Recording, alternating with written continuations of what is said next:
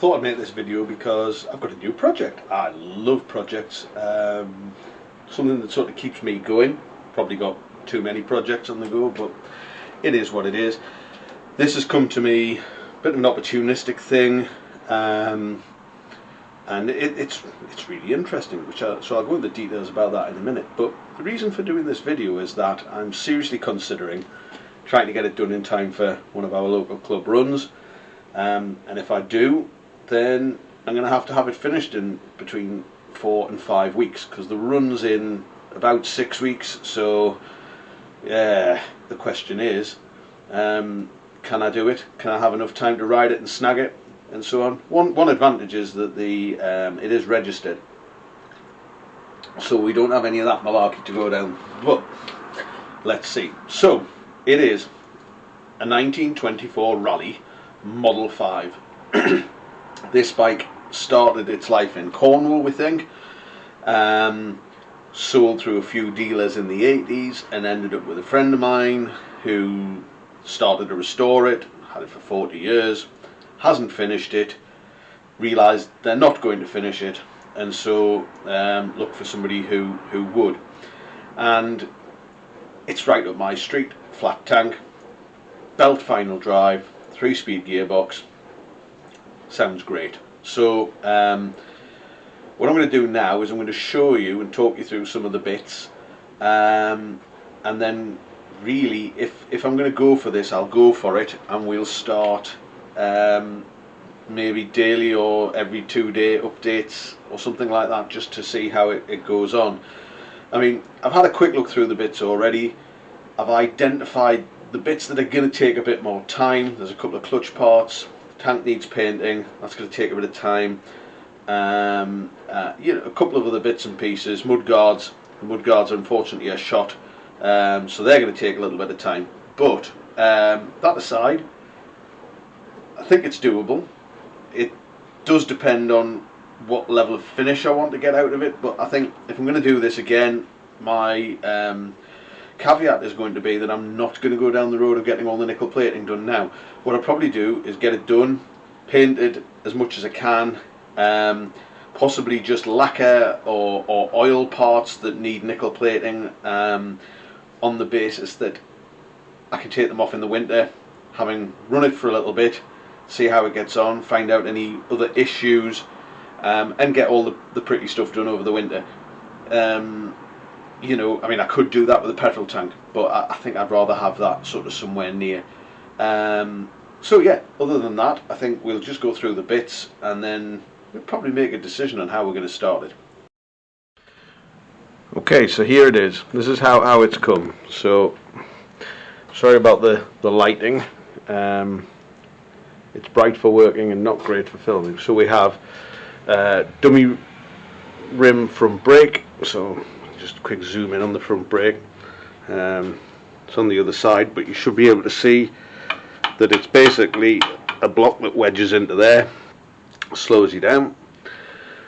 We have a side valve engine. Now I understand there's been some work done on this already, but it certainly isn't finished, so that might cause a few hiccups, but usually we can turn engines around pretty quickly. Back mud guard, it's been blasted, very powdery, some holes in it.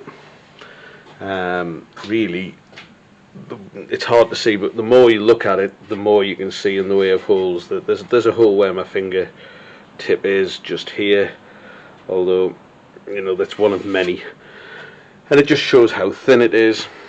Quite a nice pan saddle on it. Come around the other side, some parts have been powder coated or painted. A very rusty back wheel, again rear brake, operates by a heel pedal. Now this engine has an external flywheel, and then it has chain primary drive, and then it has belt final drive. So they're pretty good setup. They're pretty smooth. As you can see, again, the front is pretty much painted. These handlebars have been nickeled at some point, but they've started to rust again. You know, these I suspect have been new levers, or they've been very good condition levers, and they've been cleaned up, but they're rusting, which is a shame. And the frame, really, it's got some spots here and there on it, and wants a coat of paint, to be quite honest.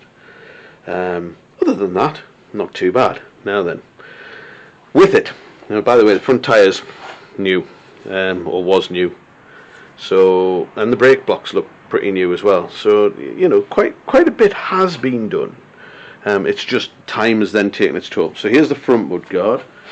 You know, as you can see, it's sort of rotten here and down here. So we'll have to start off with a C-section mudguard and add some valances. But here's the good news. Rear, new tyre. Tube, probably won't use that. Brand new belt rim, new belt. And, much as it's rusty, we have a brand new wheel rim. So the wheel should build up alright, because there's some spokes with it as well. And when you open the cabinet, again, difficult to see how much you can see in here, but on top of the cabinet we've got petrol tank. And then here we've got magneto, rack, primary chain cover. We've got the timing chain cover, the toolbox, some footboards, various engine parts and so on, and a nice little lighting set to go on it, and the flywheels in there and so on. So that's all good. And lastly, by the bike, we have the gearbox. Now, I couldn't resist. I like these gearboxes, so I started building it. So that should get done really quickly. Anyway, I'll go through some photos of the bike, and we'll then take it from there. Decide whether we're going to go for it or not. It's a tall order. Let's see. Okay, so just a quick look. It's not a great picture, but this is the bike when we started. I say when it was purchased by the previous owner 40 years ago. That's one side, and then I'll just, and I think that's a side view. So we got an idea what we're aiming for. The pictures aren't great quality, but hopefully you get an idea. And just to show you that some of the parts came from this bike, and also this bike. Now then, this one looks like it was one that was just sort of purchased for parts at some point. Certainly we've got some engine cases. Don't know where those forks are. Maybe they're the ones on the bike. This one's got a bit more of an interesting story. As I understand it, it was crashed, and you can tell that if you look at the forks. I mean, that must have hurt. And it was in the guy's front yard or something, and people kept pinching bits off it. So he got fed up with it, and he took it away, and he took it and threw it into a local mill race, so into the water. Now, the previous owner of these parts got wind of that and got into the mill race and dragged it out. So those parts were from there. Now, there's not an awful lot, but you know, I reckon that frame probably could have been salvageable, but there's no sign of it. So anyway, just out of interest, there's that one.